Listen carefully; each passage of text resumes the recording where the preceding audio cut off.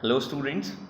So, we have already started the chapter, the Indian Constitution, and in the previous video, we understood why we need a constitution, why a country need a constitution.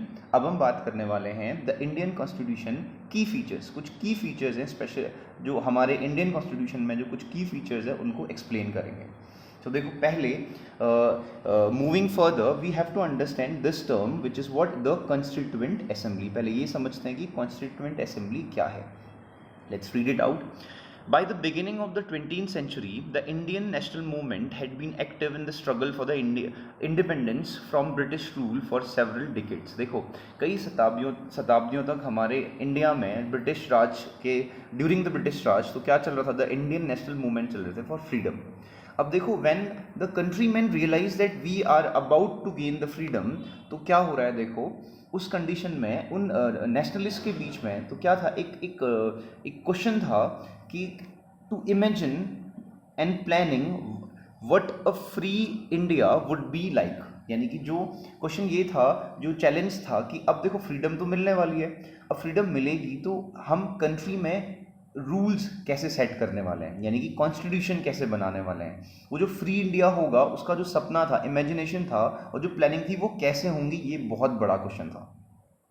चलो देखते हैं. तो उसके लिए क्या किया, तो बहुत सारे लीडर्स यानी कि अ ग्रुप ऑफ, देखो यहाँ पे लिखा हुआ है a group of around 300 people, वो लोग क्या हुए एक जगह जमा हुए, जो जो वेरी ब्रॉड माइंडेड थे, जो जिनकी सोच अच्छी थी, ठीक है, वो जमा हुए और उन्होंने क्या किया, they have decided to make a Indian constitution.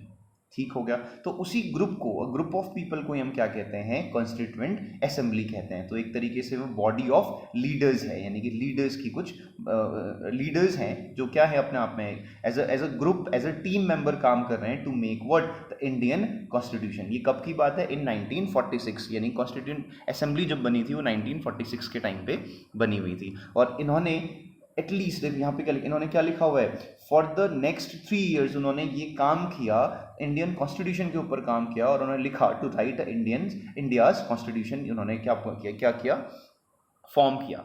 अब वो कैसे किया अभी हम धीरे धीरे पढ़ेंगे. देखो अभी लुक एट दिस पेज जो हमने लास्ट टाइम डिस्कस किया था. तो आज हम क्या डिस्कस करने वाले हैं, देखो अभी हमने क्या समझा, द कॉन्स्टिट्यूएंट असेंबली को समझा कि कॉन्स्टिट्यूएंट असेंबली क्या होती है. वो क्या है, अपने आप में बॉडी ऑफ लीडर्स हैं, ठीक है, जो कि क्या था, जिनके पास क्या था, had a huge task of framing the constitution of country. जिनके पास एक बहुत बड़ा टास्क था फ्रेम करने का या फिर क्या बनाने का, क्या, कॉन्स्टिट्यूशन ऑफ कंट्री. लेकिन उनके पास ना बहुत सारे कंसर्न भी थे, यानी कि चैलेंजेस भी थे. अब वो क्या चैलेंजेस थे अगर हम उसकी बात करें तो सबसे पहला चैलेंज था डाइवर्सिटी. देखो इंडिया इज़ वेरी डाइवर्स, यानी कि तरह तरह के अलग अलग लोग हैं, अलग अलग कल्चर्स हैं, ठीक है. तो यानी कि ये डाइवर्सिटी को मैनेज करना उनके लिए एक बहुत बड़ा टास्क था. अब जैसे देखो हमें पता ही है, एवरी 10 किलोमीटर अप्रॉक्सीमेट, हर 10 किलोमीटर के बाद क्या होता है, यहाँ की लैंग्वेज चेंज हो जाती है. लैंग्वेज चेंज है तो कल्चर चेंज है. तो इन सबको ध्यान में रखते हुए, यानी कि सभी लोगों को सेटिस्फाई करना था, खुश करना था, संतुष्ट करना था, कंप्लेसेंट करना था about what, with their notions, अपने नोशंस यानी कि रूल्स जो कॉन्स्टिट्यूशन बना रहे हैं उसमें कोई नाराज ना हो, ये भी ध्यान में रखना था. तो उन्होंने बहुत बड़ा टास्क किया हुआ है, ठीक है. और क्या प्रॉब्लम थी, अब देखो डाइवर्सिटी की बात करें अगर हम, देखो डाइवर्सिटी का मतलब क्या है, विभिन्नता, यानी कि अलग अलग सोच के लोग, अलग अलग कल्चर के लोग. अब एग्जांपल ले लो, चलो चलो अगर मैं तुमसे कहता हूँ चलो पिकनिक चलेंगे, ठीक है, चलो मैंने पूरे स्कूल से कह दिया कि यार नेक्स्ट संडे हम लोग पिकनिक चलेंगे, ठीक है. तो नेक्स्ट संडे पिकनिक चलेंगे, मैंने एक जगह डिसाइड की कि यहाँ पे हम पिकनिक जाने वाले हैं. तो क्या होगा, तो कई लोग नहीं आएंगे पिकनिक क्योंकि उनको वो जगह पसंद नहीं आएगी, ठीक है. तो यानी कि क्या हो क्या रहा है, देखो मुझे सबको खुश करना है लेकिन मैं सबको खुश नहीं कर पा रहा हूँ. लेकिन देखो इतना ये कुछ 300 ग्रुप ऑफ पीपल्स ने क्या किया, ऐसा कॉन्स्टिट्यूशन बनाया जिसमें मोस्टली लोग क्या है, खुश है, सेटिस्फाइड है. तो ये बहुत बड़ा चैलेंज था, बहुत बड़ा टास्क था जो उन्होंने किया. और अभी इस बातों में बताऊं मैं एक बार कि जो भीमराव अंबेडकर थे, तो देखो सबसे पहले क्या था कि सबसे पहले तो क्या होता है ना, किसी भी चीज़ का एक रफ डायग्राम होता है ना. कोई भी चीज़ अगर तुम ड्रॉ कर रहे हो तो एक दिमाग में इमेजिनेशन होगी, एक रफ डायग्राम बनाना पड़ेगा. वो रफ डायग्राम जो बनाया और वो जो ड्राफ्ट बनाया वो सबसे पहले बनाया था भीमराव अंबेडकर ने. Remember this, what he did is, एक ड्राफ्ट बनाया, एक खाका तैयार किया, एक रफ डायग्राम या मैन्यूस्क्रिप्ट तैयार किया कि हमारा जो कॉन्स्टिट्यूशन होगा वो किस तरीके से होगा और रूल्स कैसे कैसे होंगे। तो यानी कि जो तभी कहते हैं ड्राफ्टिंग कमेटी, ये जो ड्राफ्टिंग कमेटी है उसके चेयरमैन कौन है, भीमराव अंबेडकर। यानी क्या स्ट्रक्चर तैयार करने की जिम्मेदारी किसकी थी, भीमराव अंबेडकर की थी। He played a important role to make what the constitution. तो देखो आगे देखते हैं और क्या चैलेंजेस थे लोगों के पास, हमारे नेशनलिस्ट के पास, लीडर्स के पास क्या था। Integration of princely states. देखो इंटीग्रेशन मतलब क्या होता है, एकजुट करना, किसको, प्रिंसली स्टेट्स को एकजुट करना। उस टाइम पे क्या चल रहा था, देखो जब ब्रिटिशर्स चले गए, ठीक है, उन्होंने हमें हैंड ओवर कर दी हमारी कंट्री, तो उस टाइम पे क्या था, कई जगह पे प्रिंसली स्टेट्स थे, यानी कि प्रिंस अभी भी वहाँ पे प्रेजेंट थे। अब वो लोग क्या चाहते थे भाई, राज करना चाहते थे, एवरी प्रिंस डज। तो वो क्या है अपने आप में, वो राज करना चाहते थे, तो राज कैसे करेंगे वो, जब उनके पास पावर होगी। उनके पास पावर होगी तो फिर इंडियन गवर्नमेंट क्या कर सकती है ना, दोनों में डिफरेंशिएट है। अगर इंडियन गवर्नमेंट बनी तो उनके पास पावर नहीं रहेगी, उनके पास पावर है तो गवर्नमेंट से वो दूर रहना चाहेंगे, यानी कि वो अलग कंट्री बनाना चाहेंगे। तो अलग कंट्री बनाना में थोड़ा प्रॉब्लम थी, यानी कि हम भी नहीं चाह रहे थे कि इंडिया जो है पार्ट्स में डिवाइड हो जाए। तो उन प्रिंस को, जो जितने भी प्रिंस, उनको कन्विंस करने की जिम्मेदारी थी एक लीडर के पास थी, जिन्होंने एक वाइटल रोल निभाया इस काम के लिए, इंटीग्रेशन ऑफ प्रिंसली स्टेट्स के लिए। उनका नाम था सरदार वल्लभ भाई पटेल। उन्होंने क्या किया, इंटीग्रेशन का काम किया, सबको जा जाके कन्विंस किया। जम्मू कश्मीर के राजा को कन्विंस किया, नीचे हैदराबाद के राजा को कन्विंस किया, या फिर जो हैदराबाद के निज़ाम थे उस टाइम पे, तो ऐसे कई जगहों पे जाके उन्होंने क्या किया, कन्विंस किया, उसको यूनिटी बनाए रखा। दैट्स वाई सरदार वल्लभ भाई पटेल की जो स्टैच्यू है, स्टैच्यू ऑफ यूनिटी, इसीलिए है। ठीक है, चलो आगे देखते हैं और क्या था। देखो हाँ, एक अगला टर्म तो वैसे भी यूनिटी है। यूनिटी क्या, तब देखो जब ये कॉन्स्टिट्यूशन तैयार हो रहा था, या फिर हम जो इंडिपेंडेंस ले रहे थे, उस टाइम पे एक और चीज़ हुई थी, इंडिया दो पार्ट्स में डिवाइड हो गया था, इंडिया इन पाकिस्तान, है ना। तो उस टाइम पे क्या हो रहा था, यूनिटी की कमी थी, दो कम्युनिटीज लड़ रही हैं और उसी बीच में कॉन्स्टिट्यूशन भी बनाना है। तो ये भी अपने आप में क्या था, एक कंसर्न था हमारे नेशनलिस्ट को, हमारे लीडर्स को। तो ये चैलेंज थे उनके सामने। तो उन्होंने क्या किया, इनको इन सब को ध्यान में रखते हुए, और क्या कहते हैं, इन चैलेंजेस को एक्सेप्ट करते हुए उन्होंने क्या किया, अपना हमारा एक द इंडियन कॉन्स्टिट्यूशन, यानी कॉन्स्टिट्यूशन, इंडियन कॉन्स्टिट्यूशन को लिखा। देखो अब ये बाकी सारी चीज़ें तो हम बाद में और पढ़ेंगे, ठीक है। अभी हम पढ़ने वाले हैं इसके कुछ की फीचर्स पढ़ने वाले हैं, ठीक है। अब कॉन्स्टिट्यूशन को बाद में हम पढ़ेंगे, लेकिन साथ में हम अभी क्या करने वाले हैं, केवल कुछ की फीचर्स पढ़ने वाले हैं। जैसे की फीचर्स अभी हमने बात की, क्या है हमारे पास, देखो की फीचर्स में हम क्या पढ़ने वाले हैं, पहला है फेडरलिज्म। आज के वीडियो में हम पढ़ने वाले हैं फेडरलिज्म, और दूसरा पार्लियामेंट्री फॉर्म ऑफ गवर्नमेंट। तो अब देखते हैं कि फेडरलिज्म क्या होता है। Book, as I told you कि बुक सामने होगी तो ज़्यादा अच्छा रहेगा भाई, बुक नहीं होगी तो प्रॉब्लम हो जाएगी, ठीक है। देखो अब बात करते हैं फेडरलिज्म को। फेडरलिज्म क्या है, this refers to the existence of more than one level of government in a country, यानी किसी कंट्री में एक लेवल से ज़्यादा की, यानी कि existence more than one level of government, अलग अलग गवर्नमेंट का होना फेडरलिज्म होता है। अब तुम सोचोगे कैसे अलग अलग होना, देखो अभी इसको पहले एग्जाम्पल से समझते हैं। लेट्स इमेजिन अ स्कूल, ठीक है, हमारा स्कूल है। अब सोचो अगर केवल प्रिंसिपल सर ही यहाँ पे होते तो क्या पूरा स्कूल मैनेज हो पाता? The answer is no. वो एक सिंगल कैसे मैनेज कर लेगा? तो वैसे ही हमारी कंट्री भी क्या है, वास्ट है, तो उसको मैनेज करने के लिए केवल एक ही गवर्नमेंट होगी तो काफ़ी नहीं होगा। तो प्रिंसिपल सर क्या करेंगे भाई, प्रिंसिपल सर क्या करेंगे, कोऑर्डिनेटर्स बनाएंगे, टीचर्स अपॉइंट करेंगे, ठीक है। अब टीचर्स अपॉइंट करने के बाद देखा जाए तो प्रिंसिपल सर का डिपार्टमेंट अलग है। उसके बाद वो लोग अपने प्रिंसिपल सर अपने अंडर क्या करेंगे, दो कोऑर्डिनेटर या चार कोऑर्डिनेटर्स रखेंगे जो स्कूल के टीचर्स को मैनेज करें। तो एक कोऑर्डिनेटर का स्टाफ अलग हो गया। फिर कोऑर्डिनेटर्स क्या करेंगे, क्लास टीचर्स डिसाइड करेंगे। अब वो क्लास टीचर्स का डिपार्टमेंट अलग हो गया। अब क्लास टीचर्स क्या करेंगे, जब अब क्लास टीचर क्लास में नहीं हुआ तो वहाँ पे कौन आएगा, मॉनिटर्स आएंगे। तो क्लास टीचर्स किसको अपॉइंट करेंगे, मॉनिटर्स को डिफाइन अपॉइंट करेंगे। फिर मॉनिटर क्या करेगा, अगर मॉनिटर नहीं होगा तो कैसा हल्ला करते हो तुम्हें तो पता ही होगा। तो हाँ वैसा ही, तो वो केओस वाली सिचुएशन, केओस का मतलब क्या होता है, हपड़ तपड़ सी सिचुएशन है, कोई भी कुछ भी कर रहा है, this is called chaos situation. तो केओस सिचुएशन को मैनेज करने मॉनिटर होगा जो नाम देगा क्लास टीचर को भाई, है ना। तो ये सारा जो सेपरेशन है वैसा ही कंट्री में भी हुआ। तो एक ही गवर्नमेंट, देखो इंडिया क्या है, एक वास्ट कंट्री है, डाइवर्सिटी है, ठीक है, पॉपुलेशन बहुत ज़्यादा है, एरिया बड़ा है। तो इसके लिए क्या किया, तो उसके लिए क्या किया, सेपरेट सेपरेट गवर्नमेंट्स बनाई गई, यानी कि अलग अलग लेवल में गवर्नमेंट बनाई गई, जिसको हम क्या कहते हैं, 3 टियर गवर्नमेंट कहते हैं। टियर मतलब होता है लेवल्स, ठीक है।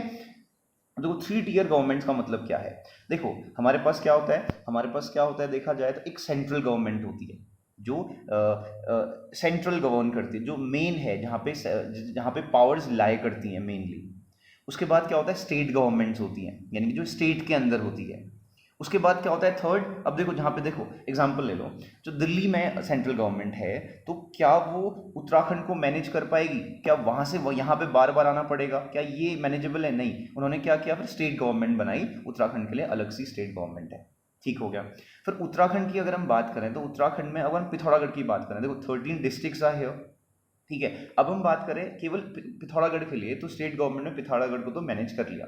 ठीक है, एडमिनिस्ट्रेटिव कर रहे हो पिथौरागढ़ में बैठ के। लेकिन अब प्रॉब्लम ये है कि क्या पिथौरागढ़ में बैठ के क्या किसी बहुत दूरवर्ती रूरल प्लेस में जाके उस गांव को मैनेज करना पिथौरागढ़ में बैठी गवर्नमेंट के लिए सूटेबल होगा? नहीं। तो वहाँ पे इसलिए क्या करते हैं, वहाँ पे क्या होता है, हमारे प्रधान होते हैं, ग्राम प्रधान होते हैं, पटवारी होते हैं, या फिर क्या कहते हैं, लोकल बॉडीज होती हैं वहाँ पे। ठीक है, जैसे पंचायत होती है। तो यानी कि क्या है, तो 3 लेवल्स की गवर्नमेंट होती है। पहला क्या है अपने आप में, सेंट्रल, जिसको हम यूनियन गवर्नमेंट भी कहते हैं। Next one is what, state. ठीक है, third one is what, local government. Local government से समझ में आया, पंचायत या प्रधान। ये क्या है हमारे पास, लोकल गवर्नमेंट्स है। तो इसलिए हम क्या कहते हैं, हमारे पास क्या है, 3 टीयर गवर्नमेंट है। अब 3 टीयर गवर्नमेंट है, तो इसी को हम क्या कहते हैं, यानी कि जो अलग अलग लेवल में गवर्नमेंट का होना इज कॉल्ड व्हाट, फेडरलिज्म। याद रखना। अब ये आई होप सो ये टर्म समझ में आ गया होगा कि फेडरलिज्म क्या होता है। ठीक है, नेक्स्ट इज व्हाट, अब देखो एक और चीज, मॉनिटर। हमने कहा क्लास का मॉनिटर है भाई। अगर सोचो मॉनिटर को बहुत सारी पावर दे दी जाए तो, जैसे दीपांशु बिस्ट को मॉनिटर बनाया और मॉनिटर से कहा भाई तू कुछ भी कर सकता है क्लास के अंदर। दीपांशु ने कहा चलो ठीक है भाई, मैं तो हीरो हूँ फिर इस क्लास का। अब वो क्लास टीचर से भी मुंह लगने लग जा रहा है भाई, यानी किसी भी बच्चे को थप्पड़ मार दे रहा है, कुछ भी कर दे रहा है, लात मार दे रहा है। तो ये क्या हो रहा है यहाँ पे, मॉनिटर के पावर क्या है, ज्यादा पावर आने के, प्रिंसिपल सर ने कह दिया ना उसे, तेरे पास सारी पावर है, तो कुछ भी कर सकता है, पढ़ा भी खुद रहा है। ठीक है, सबका लंच चोर के खा दे रहा है। What this situation is creating is, monitor अपने आप में मोनार्की में चले जा रहा है, वो अपने को राजा ही समझ ले रहा है। तो अब इसको मैनेज करने के लिए इतना आसान नहीं है। इसको मैनेज करने के लिए क्या होता है, कुछ रूल्स होते हैं, कुछ गाइडलाइंस होती हैं। दैट्स व्हाई कॉन्स्टिट्यूशन कम्स, वहाँ पे सब मेंशन्ड है भाई, इसको इतनी ही पावर देनी है, बस हो गया। तो जिसको लोकल गवर्नमेंट है, पंचायत है, पंचायत को क्या होगी, एक लिमिटेड पावर होगी। लेकिन उसके बाहर अगर वो जाते हैं तो क्या आएगी, हमारे पास स्टेट गवर्नमेंट आ जाएगी। स्टेट गवर्नमेंट से भी नहीं हो पाएगा तो हमारे पास क्या है, यूनियन गवर्नमेंट है, या फिर क्या, सेंट्रल गवर्नमेंट है। तो ऐसे कुछ गवर्नमेंट क्या होती है, चलती हैं। ध्यान रखना है चीज़। तो इसी को हम क्या कहते हैं, फेडरलिज्म कहते हैं, जहाँ पे क्या होता है, अलग अलग लेवल के, existence of more then 1 level of government. ध्यान रखना है इसको। अब नेक्स्ट बात करते हैं, फेडरलिज्म के बाद हम बात करते हैं क्या, पार्लियामेंट्री फॉर्म ऑफ गवर्नमेंट। देखो ये सेकंड क्या है हमारे पास, की फीचर है कि क्या है, पार्लियामेंट्री फॉर्म ऑफ गवर्नमेंट। अब ये पार्लियामेंट्री फॉर्म ऑफ गवर्नमेंट क्या है, इस टर्म से ही समझते हैं। देखो parliamentary form of government, parliament क्या है, जहाँ पे नेता लोग बैठते हैं। ठीक है, और वो नेता कौन होते हैं, वो कौन होते हैं भाई, वो होते हैं जिनको हम सेलेक्ट करते हैं, जिनको हम क्या कहते हैं, इलेक्टेड रिप्रेजेंटेटिव कहते हैं।